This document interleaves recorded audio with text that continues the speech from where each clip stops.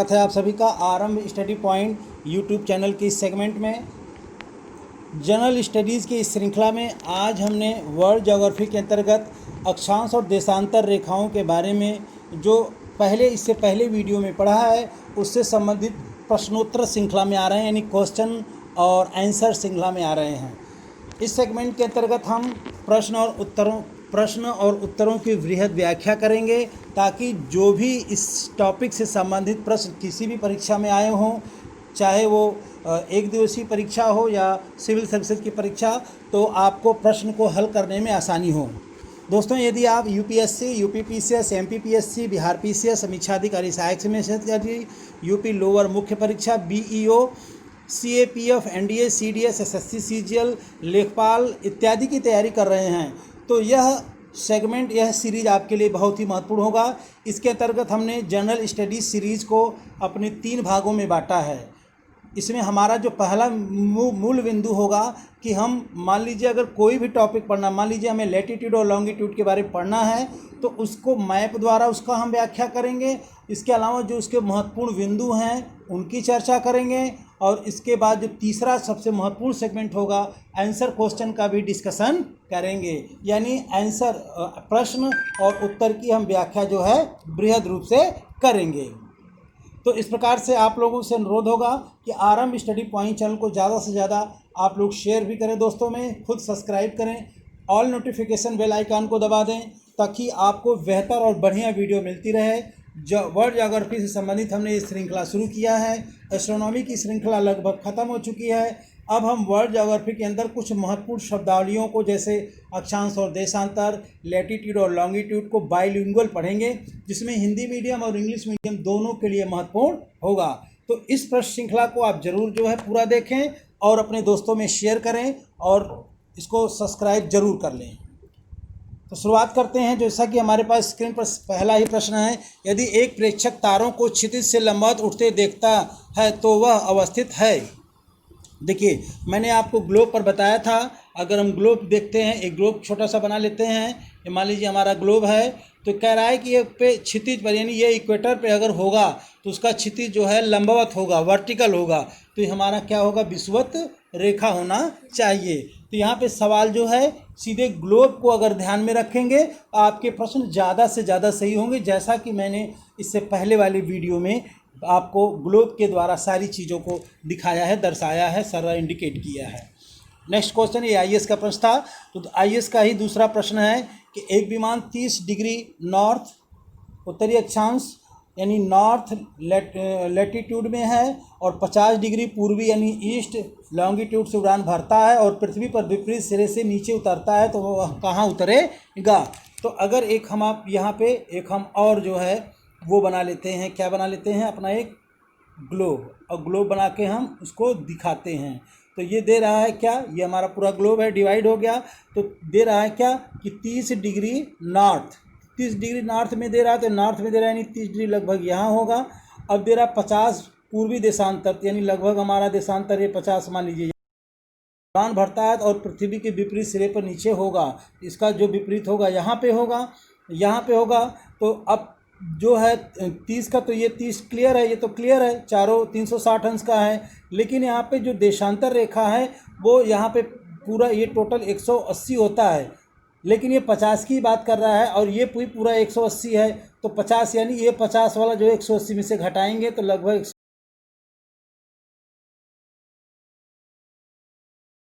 30 degree होगा हमारे opposite, ये जो प्रश्न पूछ रहा है उसके अपोजिट।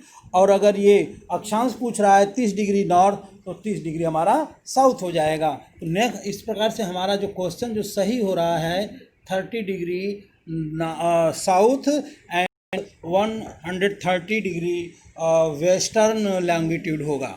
चलिए, तो ये आईएएस का प्रश्न था। काफ़ी व्यवहारिक प्रश्न इस तरह से हमारे परीक्षा में पूछे जाते हैं। नेक्स्ट क्वेश्चन है, कौन सा देशांतर प्रधान यामोत्तर के साथ मिलकर ग्लोब पर बृहद वृत्त का निर्माण करते हैं। यदि हमारे इससे पहले वाले वीडियो को देखेंगे तो जो सबसे बड़ा ग्लोब बनता है हमारा कहाँ बनेगा। चलिए, एक हम आपको डिज़ाइन यहाँ पे भी दिखा देते हैं, आप देख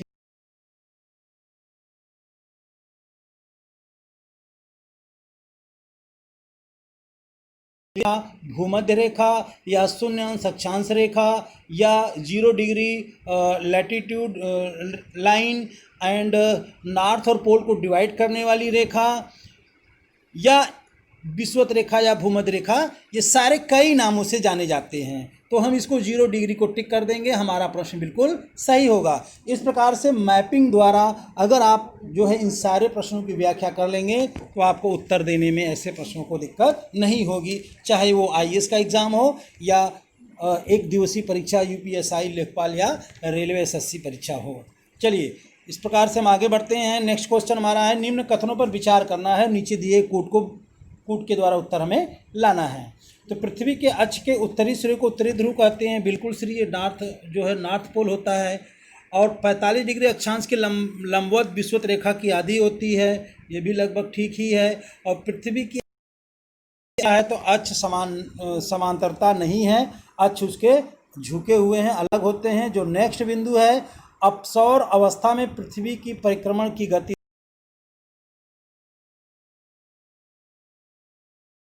दूर होती है, तो ये अपसौर यानी उपसौर, उपसौर का मतलब हुआ अपसौर माने दूर होना, उपसौर माने नज़दीक होना। तो उपसौर में दूर होता है तो ये परिक्रमण की गति तीव्र नहीं होगी बल्कि न्यून होगी। अगर हम देखें तो हमारा उत्तर 1 और 2 सही हो रहा है, याद रखिएगा। नेक्स्ट क्वेश्चन है, ग्लोब पर 2 स्थानों के बीच की न्यूनतम दूरी होती है। तो ये जो है प्रधान देशांतर रेखा पर, अंतर्राष्ट्रीय तिथि रेखा पर, तो ग्लोब पर 2 स्थानों के बीच की न्यूनतम दूरी कहाँ पे होती है?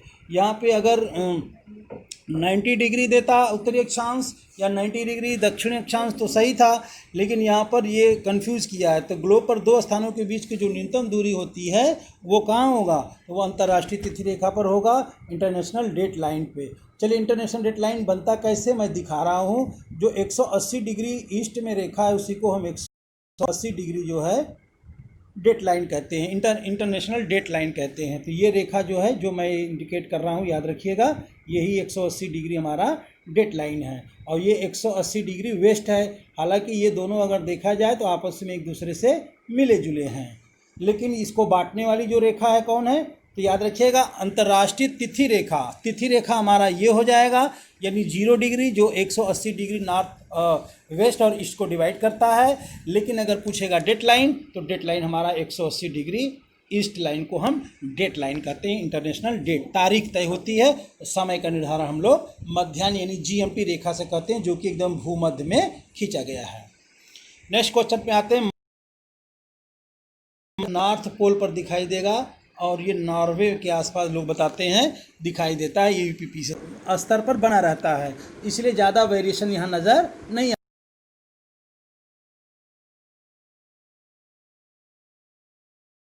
बढ़ता है। खास करके ये भूमध्य यानी जो मध्य महाद्वीपीय क्षेत्र है वहाँ पर टेम्परेचर वेरिएशन सबसे ज़्यादा होते हैं। सागरों के निकट और भूमध्य रेखा के निकट या नॉर्थ पोल और साउथ पोल के निकट टेम्परेचर वेरिएशन बहुत कम होते हैं।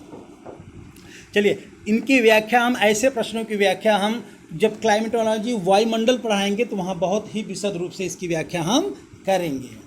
चलिए नेक्स्ट क्वेश्चन हमारा है, दिन रात जिस कारण होता है, तो याद रखिएगा डे और नाइट के लिए जिम्मेदार कौन है? घूर्णन यानी रोटेशन। जैसे लट्टू की तरह पृथ्वी जो है, याद रखिएगा हमारा जो ये अर्थ है वो एंटी क्लॉक 1610 किलोमीटर, कहीं कहीं 1670 है, कहीं पर 1000 मील आता है, तो वही लगभग 1600 किलोमीटर के आसपास एंटी क्लॉक घूमती है। और ये घूमने के कारण ही इसी को हम रोटेशन यानी घूर्णन कहते हैं। तो हमारा दिन और रात होता है, क्यों? क्योंकि जो हिस्सा सूर्य के सामने होगा वो हिस्सा जो है वो वहाँ पे दिन होगी, और जो हिस्सा जो है सूर्य से दूर होगा वो काला होगा, और यही पोजीशन बदलता रहेगा। और ये पोजीशन 4 मिनट पे 1 डिग्री का बदलाव होता है। इसका कारण है कि 24 घंटे में जो पृथ्वी घूम जाती है 1610 किलोमीटर प्रति घंटा, उसी कारण से ये बदलाव होते हैं। उस फार्मूलों को आप लोग निकाल लेंगे। 1 डिग्री बराबर 4 मिनट कैसे होता है? तो सिंपल सा है कि भाई 1 डिग्री में 4 मिनट कैसे होता है? आपको पता है कि 360 डिग्री हमारा जो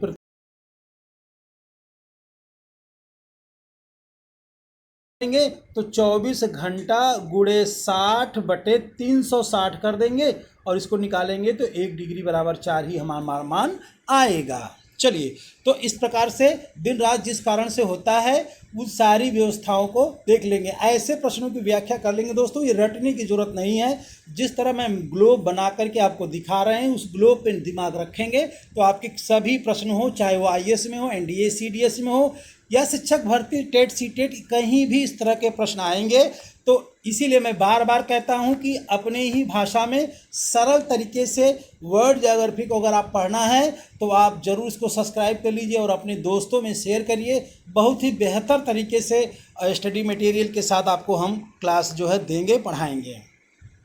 चलिए, नेक्स्ट है कि एक स्थान की जो सही अक्षांशीय स्थिति हो सकती है वह है, तो सही अक्षांशीय 91 डिग्री नॉर्थ में एकदम नहीं होगा। नॉर्थ में जो ये मैंने ग्लोब पे बताया है शुरू में कि 90 डिग्री नॉर्थ होता है, ये 90 डिग्री और 90 डिग्री साउथ होगा, ये तो हो सकता है। 0 डिग्री हो सकता है, 45 डिग्री पूर्व में हो सकता है, तो अक्षांश जो है पूर्व और पश्चिम से नहीं होता है। 45 डिग्री दक्षिण में हो सकता है, 45 डिग्री जो है दक्षिण में, ये हो सकता है। क्योंकि जो हमारा अक्षांश है लैटीट्यूड है, लैटीट्यूड नॉर्थ और साउथ को दिखाता है। ये हिस्सा इक्वेटर के ऊपर वाला हिस्सा ये नॉर्थ है और नीचे वाला हिस्सा ये साउथ है, तो 45 डिग्री साउथ रेखा ये हो सकती है। 91 एकदम नहीं होगा, 91 पश्चिम एकदम नहीं होगा, 45 पूर्व नहीं होगा, क्योंकि ये जो पूर्व दिखा रहा है ये अक्षांश नहीं है, ये क्या है, ये हमारा लैटीट्यूड नहीं लॉन्गिट्यूड है। ये देशांतर के बारे में ये बात कर रहा है बी ऑप्शन। तो सारे ऑप्शन को हम लोग विस्तृत रूप से देख ले रहे हैं, जिससे हमारी पकड़ जो है प्रश्न पे अच्छी होगी और सामान्य अध्ययन के लिए हमारा भूगोल का पकड़ मजबूत हो जाए।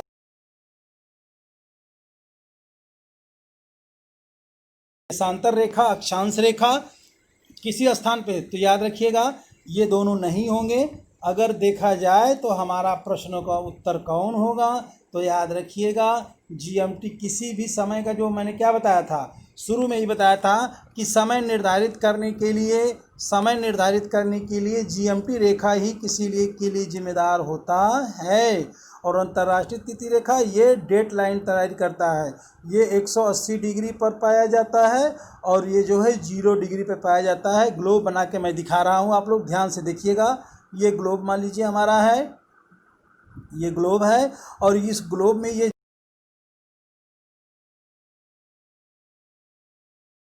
देते हैं, यही है हमारा लॉन्गिट्यूड। तो 180 डिग्री जो ईस्ट है, 180 डिग्री वेस्ट है, इसी को डिवाइड करने वाली रेखा हमारी है जीएमटी रेखा होती है, ताकि 24 घंटे का डिवीजन पूरा ग्लोब है उसे हम 180 डिग्री यानी 12 घंटे में बांट सके। तो इसी से हम टाइम का जो है निर्धारण करते हैं। जैसे मान लीजिए उदाहरण के स्वरूप हमारा जो जीएमटी है वो 82.5 डिग्री है, जो कि मेन जीएमटी जो इंटरनेशनल जीएमटी है उसके द्वारा था, उसके द्वारा आधार पे ये 82.5 डिग्री ईस्ट में है।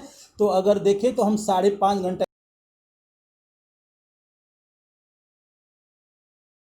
यानी जीरो को, यानी जीएमटी रेखा को 0 समय मान लिया गया है, इधर जो है प्लस होता जाए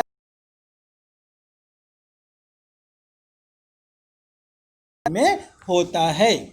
चलिए, ऐसे प्रश्नों की व्याख्या आप ऐसे कर लेंगे तो कभी दिक्कत नहीं आएगी। नेक्स्ट क्वेश्चन है, पृथ्वी पर मरुभूमि होने की संभावना अधिक होती है तो कब और मकर के आसपास है, तो ये 23 डिग्री अक्षांश दे रहा है, एकदम बिल्कुल सरलता से कर लेंगे। बिहार पीसीएस में पूछा है।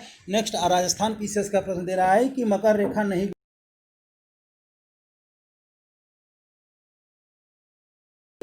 ये इक्वेटर और कैप्रिकॉर्न के बीच में है, लेकिन जो है कर्क रेखा, मकर रेखा यहाँ से नहीं गुजरती, यानी अर्जेंटीना ब्राज़ील चिली से गुजरती है। इससे पहले वाली वीडियो में मैंने सारे रेखाओं से कौन कौन से देश गुजरते हैं पूरा लिस्ट दिया हुआ है। इससे पहले वाला वीडियो अक्षांश देशांतर का लेटीट्यूड लॉन्गिट्यूड का आप जाकर देख लीजिए। नेक्स्ट क्वेश्चन है, ग्रीष्म संक्रांति के बारे में निम्न कथनों पर विचार करना है। अरे भाई, ग्रीष्म संक्रांति का मतलब होता है जब 21 जून को सूर्य सीधे कर्क रेखा पर रेखा पर होता है, तो ये हमारा सही नहीं है। नेक्स्ट है, उत्तरी गोलार्ध में सबसे बड़ा दिन और सबसे छोटी रात होती है, बिल्कुल सही है। जब सूर्य उत्तरायण होता है तो उत्तर में दिन बड़ा और रातें छोटी होती हैं, और दक्षिण गोलार्ध में सबसे बड़ा दिन और ये सेंटेंस हमारा गलत है, ये सेंटेंस हमारा गलत है। क्यों गलत है, एक सेंटेंस हमारा ध्यान सुनिए। जब सूर्य उत्तरायण होगा तो उत्तरी ध्रुव में दिन बड़े और रात छोटी होती है और मौसम कैसा होगा, गर्म होगा। जबकि दक्षिणी अक्षांश में क्या होगा, तो मकर रेखा या उसके दक्षिणी हिस्से में दक्षिणी ध्रुव में क्या होगा, तो दक्षिणी ध्रुव में मौसम ठंडा होगा और जो है जो दिन की टाइम है, दिन का टाइम प्रकाश कम पहुंचेगा तो दिन छोटा होगा और रातें बड़ी होगी। यानी तीन चीज़ें आपको ध्यान में रखना है। जब सूर्य उत्तर में होगा तो इधर ग्रीष्मकाल, दिन बड़ा रात छोटा। जस्ट उल्टा पोजीशन साउथ में होगा, यानी दक्षिणी अक्षांश पे नॉर्थ साउथ पोल पे होगा, यानी वहाँ पे दिन छोटे होंगे, मौसम ठंडा होगा और रातें बड़ी हो जाएंगी। क्यों? क्योंकि सूर्य से आने वाला प्रकाश का स्तर कम हो जाता है उत्तरायण होने के कारण। और सूर्य उत्तरायण और दक्षिणायण क्यों होता है? ये चार महत्वपूर्ण तिथियां होती हैं। 21 जून को कर्क रेखा पर, 23 सितंबर को फिर विषुवत रेखा पे, 22 दिसंबर को मकर रेखा पे, फिर 21 मार्च को विषुवत रेखा पे होता है। फिर इसी तरह से ये क्रम चलता है। क्यों? क्योंकि पृथ्वी अपने अक्ष पर 23.5 डिग्री झुकी हुई है और दूसरा यह 365 दिनों में सूर्य की परिक्रमा करता है। तो सूर्य का हिस्सा जो सामने होता है वो हिस्सा गर्म होगा, वहाँ पे दिन बड़े होंगे, रातें छोटी होंगी। जिस हिस्से में कम पहुँचता है प्रकाश वहाँ पे मौसम ठंडा, रातें बड़ी और दिन छोटा होता है। ये सारा सेंटेंस हमारा अगर ध्यान में रखेंगे तो आपका प्रश्न।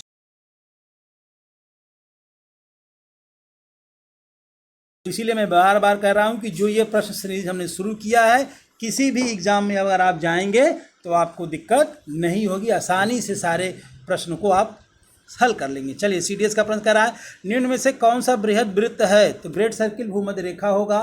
क्यों? क्योंकि पृथ्वी की जो आकृति है उसके हिसाब से देखा जाए तो जो सबसे बड़ा सर्किल बनेगा कहाँ बनेगा?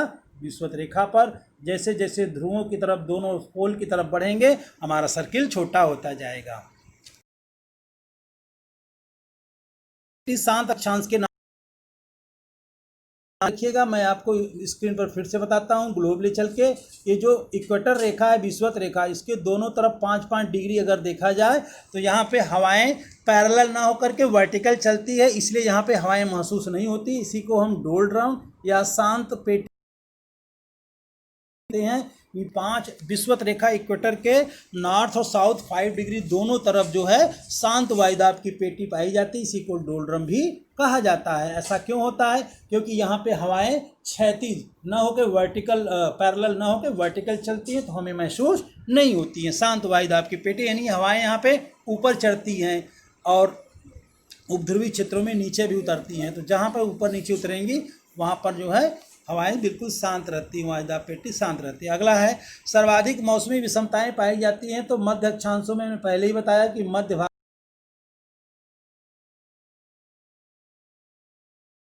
और ध्रुवीय क्षेत्रों में पाया जाता है। सबसे ज़्यादा मौसमी विषमता मरुस्थलों, रेगिस्तानों में, खुले चट्टानों में, खुले पठारी मैदानों में पाए जाते हैं और सबसे कम और इसके बाद मैदान, ये घास के मैदानों और वनों में पाए जाते हैं। तो ये एक सीरीज है, ये मैं क्लाइमेटोलॉजी वाले चैप्टर में बहुत विस्तृत रूप से आपको हम बताएंगे। नेक्स्ट हमारा जो क्वेश्चन है, उपध्रुवीय अक्षांशों में कम वायुदाब की पेटी का प्रमुख कारण क्या है? तो पृथ्वी का जो ये घूर्णन है, अक्षांशों में भी जहाँ पे वायुदाब ऊंचा होना चाहिए यहाँ पे निम्न वायुदाब पाए जाते हैं, कम वायुदाब यानी लो प्रेशर पाए जाते हैं। दोस्तों एक साधारण सा स्टेटमेंट है कि जहाँ पे मौसम ठंडा होगा वहाँ हवाएं ठंडी होकर के, भारी होकर के नीचे रहेंगी, वहाँ वायुदाब जो एयर प्रेशर होगा ज़्यादा होगा। और जहाँ पे तापमान ऊंचा होगा वहाँ पर हवाएं जो है गर्म होकर के हल्की होकर ऊपर चले जाएंगी, तो वहाँ पे लो प्रेशर होगा। ये जनरल ऑब्जर्वेशन है। लेकिन ध्रुवीय क्षेत्रों में पृथ्वी का जो ये गति है, कोरियोलिस बल मूवमेंट है, उसके कारण पे यहाँ पे हवाएं ऊपर और नीचे जो उठती चढ़ती हैं प्रेशर पाया जाता है, न कि ठंडे या यहाँ पे ध्रुवीय क्षेत्र होने के कारण शीतकाल का असर नहीं होता है। यानी ये जो है अलग गतियों के कारण यहाँ पे निम्न लो प्रेशर पाई जाती है।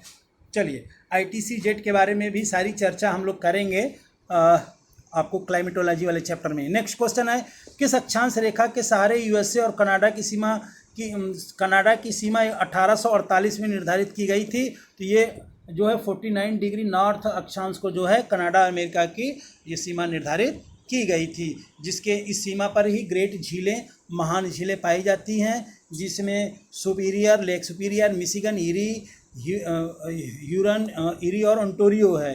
हालांकि मिशिगन जो है कनाडा की सीमा से नहीं लगता, बाकी 4 झीलें कनाडा की सीमा से लगती हैं, टच करती हैं। अमेरिका और कनाडा दोनों की सीमाओं पर स्थित हैं। ऐसा भी प्रश्न पूछा जा सकता है दोस्तों। ऐसे प्रश्न के लिए हमने बहुत अच्छी तैयारी की है। मानचित्र के द्वारा आपको सारा जो है, मानचित्र के द्वारा सारे वर्ल्ड ज्योग्राफी संबंधित बिंदु को दिखाएंगे, चाहे वो झीलें हो, नदियाँ हो, पर्वत, पठार, मैदान या इंडस्ट्रियल एरिया, सबकी चर्चा हम मैपिंग के थ्रू जो है पढ़ाई करेंगे। चलिए आगे हम लोग बढ़ते हैं।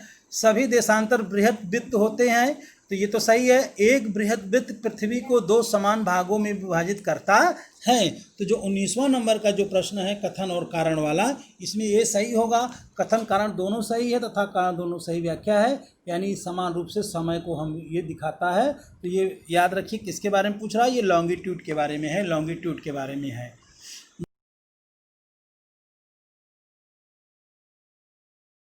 के पास जो साउथ और नॉर्थ में ये डी ऑप्शन हमारा होगा कि इक्वेटर के पास जो नॉर्थ और साउथ 5 डिग्री जो दोनों तरफ पाए जाते हैं, उसी को हम डोलड्रम या शांत वायुदाब की पेटी कहते हैं। क्यों? क्योंकि यहाँ पे हवाएं ऊर्ध्वाधर चलती हैं, यहाँ पे क्षैतिज हवाएं नहीं चलती हैं, इसीलिए इसको हम डोलड्रम कहते हैं।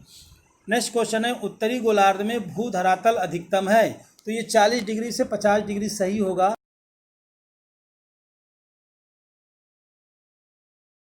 उत्तरी अक्षांश है उसका 60% हिस्सा स्थल मंडल है और दक्षिणी अक्षांश का 80% हिस्सा जो है जल मंडल है। यानी उत्तरी हिस्से का अधिकांश हिस्सा स्थल मंडल है, कम हिस्सा जल मंडल है। ठीक है, उत्तरी अक्षांश का याद रखिएगा, इक्वेटर के ऊपर वाला हिस्सा।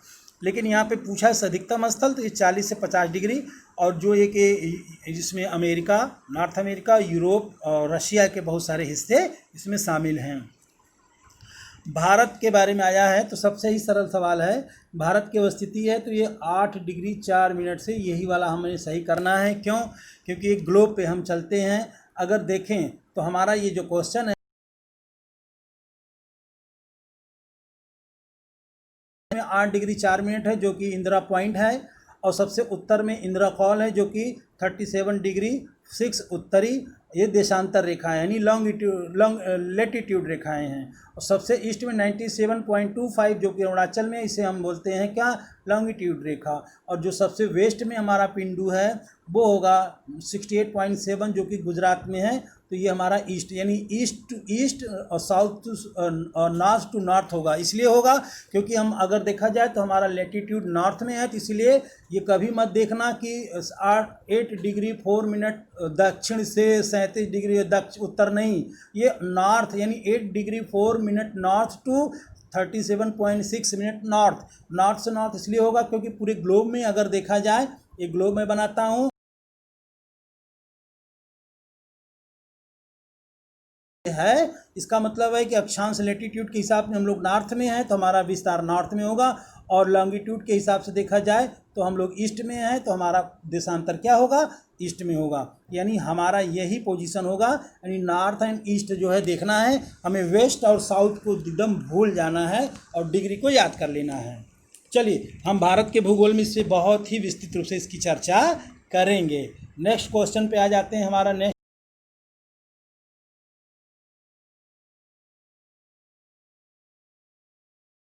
है, याद रखिएगा दोस्तों, 8 राज्यों से कर्क रेखा भारत में कर्क रेखा 8 राज्यों से गुजरती है। क्रम से मैं बता देता हूँ, नोट कर लीजिए आप लोग। गुजरात, राजस्थान, मध्य प्रदेश, छत्तीसगढ़, झारखंड, त्रिपुरा और मिजोरम। यहाँ पे मिजोरम मिल रहा है तो ये सही है, बाकी राज्यों से कर्क रेखा नहीं गुजरती है। तो 23.5 डिग्री नॉर्थ में जो लाइन गुजरती है उसी को हम ट्रॉपिक ऑफ कैंसर या कर्क रेखा कहते हैं, जो भारत को उत्तर और दक्षिण में विभाजित करती है। दक्षिण वाला हिस्सा समर यानी ग्रीष्म यानी किस अयनांत में आएगा, तो वो आएगा ग्रीष्म अयनांत में। उत्तरी वाला हिस्सा शीत में आएगा।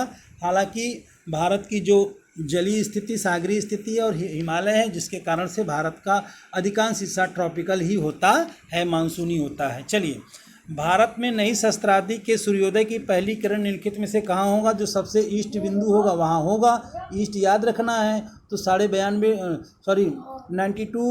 92.30 पूर्व यही हमारा होगा। हालांकि एग्जैक्ट में मेरा भारत का सबसे पूर्वी बिंदु 97.25 है, वो न दे करके थोड़ा घुमा दिया क्वेश्चन, ये पीसीएस का प्रश्न है, तो हमें ईस्ट की तरफ ही देखना, वेस्ट तो कभी देखना ही नहीं है, और नॉर्थ और साउथ देखना ही नहीं है। तो हमारा यही क्वेश्चन सही होगा। नेक्स्ट है अफ्रीका की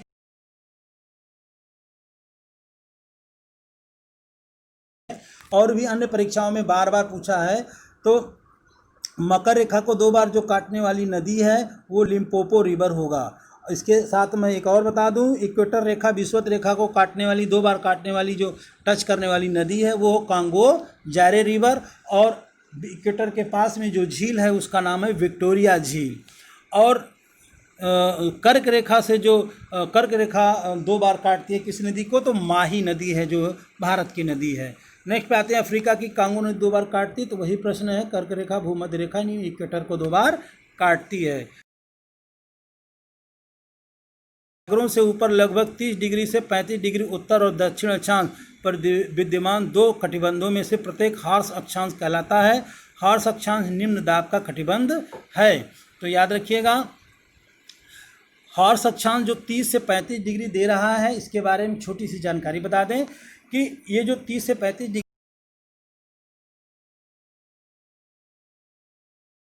उतरती हैं, यहाँ पे हवाएं क्षैतिज न चल के ऊर्ध्वाधर चलती हैं, इसलिए यह इस इलाके में जो है किसी भी व्यक्ति को जो इस इलाके में हवाएं कम चलती हैं।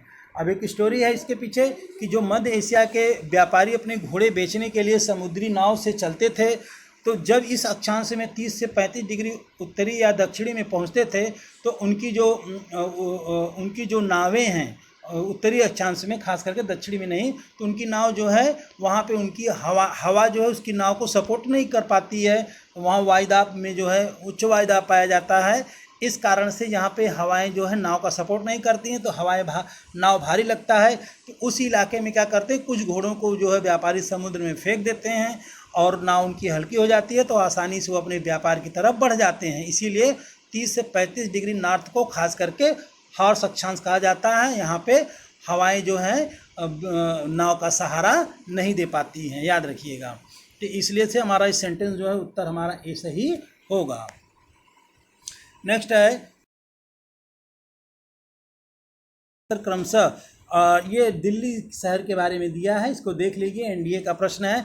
ऐसे प्रश्न और भी आपसे पूछे जा सकते हैं, इलाहाबाद के बारे में प्रयागराज के बारे में, लखनऊ के बारे में, या जो यूपी के जो अन्य शहर हैं, अयोध्या चर्चित है तो अयोध्या के बारे में भी पूछ सकता है। तो ये सारे प्रश्न आप लोग हैं जो है जरूर देख लेंगे मैप के द्वारा। नेक्स्ट है निम्नलिखित में से कौन सा एक कथन सही नहीं है, एनडीए का प्रश्न। तो दे रहा है कि सभी वास्तविक उत्तर दक्षिण दिशा में सभी यामोत्तर वास्तविक उत्तर दक्षिण दिशा में चलते हैं। तो 29 नंबर में हमारा सी ऑप्शन हमारा सही होगा कि सभी यामोत्तर सदैव एक दूसरे के समानांतर होते हैं। तो सभी जीएमटी रेखा जो है सदैव एक दूसरे के समांतर नहीं हो सकते हैं। यही प्रश्न हमारा गलत है। प्रश्न निम्नलिखित में से देशांतर की भौगोलिक स्थिति है, तो याद रखिएगा अंध महासागर में गिनी की खाड़ी के पास ये जो है मिलते हैं विषुवत रेखा। मैं जरा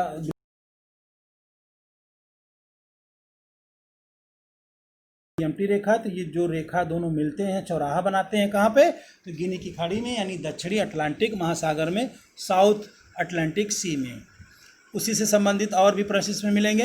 नेक्स्ट है निम्नलिखित में से कौन सा एक ग्लोब पर बृहद वृत्त नहीं है। तो ग्रेट सर्किल कौन सा नहीं है, इक्वेटर रेखा है, मुख्य देशांतर रेखा ये भी सही है, 60 अंश पूर्वी देशांतर रेखा ये भी सही है, 60 अंश उत्तरी ये नहीं होगा, क्योंकि ऊपर जाने पर 60 डिग्री ऊपर नॉर्थ या साउथ की तरफ कहीं भी जाएंगे तो जो ग्रेट सर्किल और सर्किल छोटा होता जाएगा, जबकि ये लॉन्गिट्यूड और इक्वेटर और ये जीएमटी रेखा जो है ये देशांतर यानी लॉन्गिट्यूड रेखा ये होंगे। यानी 31 में हमारा जो है डी ऑप्शन सही है। शून्य अंश अक्षांश तथा शून्य अंश देशांतर फिर वही पूछ रहा है, तो ये अटलांटिक महासागर होगा, गिनी की खाड़ी एकदम याद कर लीजिए। मैंने एक नेक्स्ट क्वेश्चन बताया है, पीसीएस उत्तराखंड पीसीएस का प्रश्न था, लोअर पीसीएस का प्रश्न आ गया। ध्रुवी वृत्त तथा विषुवत भूमध्य रेखा का प्रतिच्छेदन बिंदु, यानी वही क्वेश्चन दोहरा के तो अंध महासागर में होगा, यानी equator line and GMT line कहाँ पे इंटरसेक्ट करते हैं, तो गिनी की खाड़ी में। नेक्स्ट है निम्नलिखित नगरों में से कौन दूरतम है, सुदूरतम उत्तर में, तो रोम है। ऐसे प्रश्नों को मानचित्र से हम कराएंगे। यदि पृथ्वी का अक्ष इसकी कक्ष के समतल के अनुलंब होता तो निम्नलिखित में से क्या ये घटित नहीं होता। तो याद रखिए, उत्तरी ध्रुव हमेशा अंधेरे में रहेगा, ऐसा नहीं होता, याद रखिएगा। तो 35 में अगर देखें तो हमारा ए ऑप्शन होगा, ऐसा घटित नहीं होता। दिन और रात पूरे वर्ष भर समान होते हैं, ये होता, क्योंकि दिन और रात जो है पूरे वर्ष एक समान होते हैं।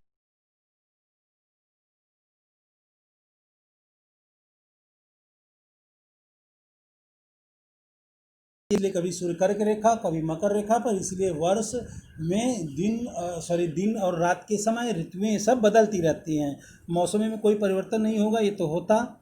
और सूर्य भूमध्य रेखा के अनुलंब परपेंडिकुलर होगा, ये भी सही होता। यानी उत्तरी ध्रुव हमेशा अंधेरे में रहता, ऐसा नहीं होता, ये हमेशा उजाले में रहता। और पृथ्वी के अन्य हिस्से में कोई भी बदलाव हो सकता था। तो इस प्रकार से दोस्तों हमने अक्षांश और देशांतर यानी लेटीट्यूड और लॉन्गिट्यूड से संबंधित